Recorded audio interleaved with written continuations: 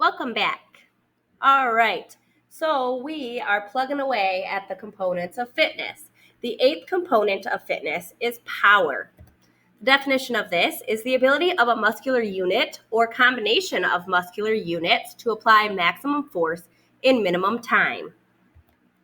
Power is the speed at which maximum strength can be applied. It is the key component for explosive exercises, such as the start of a sprint, or an example right here is this gentleman jumping up on the plyo boxes. It is normally sport specific, and how you are going to measure it is by the squat jump test, which you'll learn a little bit more later on in this lesson. How you could train it if you wanted to incorporate this in your personal fitness plan. You could incorporate sprinting up the stairs, standing jump squats, or box jumps, plyo box jumps as well. Exercising in sport examples are box jumps, high jumpers, gymnastics and gymnasts, discus throwers, and Olympic weightlifters. The ninth component of fitness is reaction time.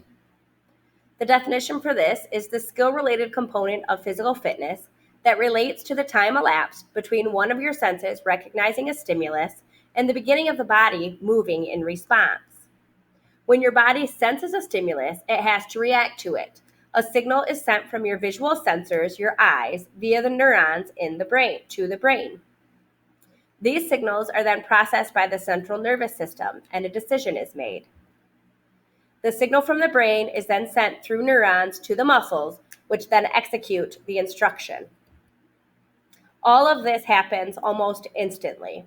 So an analogy that I used in class, or an example I used in class, was if you are driving and a deer jumps out in front of you, the same process takes place. And your eyes see the stimulus that moved. It's sent to the neurons in the brain. Then the brain tells the central nervous system, and then a decision is made. The signal from the brain is then sent to the rest of the muscles when you decide to slam on your brakes. We also call reaction time your reflexes. How you're going to measure this at home, you are going to do a drop test, a drop ball test, as well as a catching test with the help of a parent. How it's measured is how long it takes to begin a movement during the shuttle run, catching, striking, and a ruler test, but we're going to do the two ball tests that I mentioned. If you wanted to include this in your personal fitness plan, you could include sprints on signal, in technique training, plyometrics, forest runs, and then sport-specific movements. For exercise sport examples, reaction time is a part of many different types of sports, some of those being softball, baseball, fencing, boxing, badminton, and more. The 10th component of fitness is speed. The definition of speed is the ability to minimize the time cycle of a repeated movement. Speed is one of the components of fitness that comes into play with almost every movement. It isn't just about how fast you can move, but also how fast you can accelerate. An example is football. So take this picture on the right. The gentleman that has the ball is running. He's running as fast as he can, but it's not enough for him to just be running.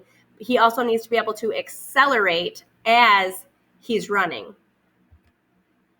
Speed requires the utilization of other components of fitness, such as muscular endurance, strength, and power. Speed is not the only component that includes multiple different components of fitness. We've also learned that muscular endurance and balance and flexibility include other components of fitness as well.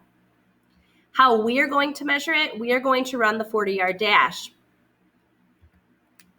And how to train it, if you decide you want to focus on this in your personal fitness plan, focus on muscle conditioning to help increase and maintain your speed. A good exercise is by using these umbrella waistbands or umbrella parachute waistbands. So you attach it to your waist and then you run with the parachute behind you, which the parachute will want to drag you back But then if you do this multiple times over multiple weeks, you will, in fact, increase your speed. Some sport and exercise examples: deadlifts, box jumps, tire flips, high knees, butt kicks, heel raises, grapevines, sprint drills, interval workouts, running hills, ladder drills, and doing sled pushes can all enhance your speed. All right, so now it is time for you to go back to your HyperDoc to see what your next activity is.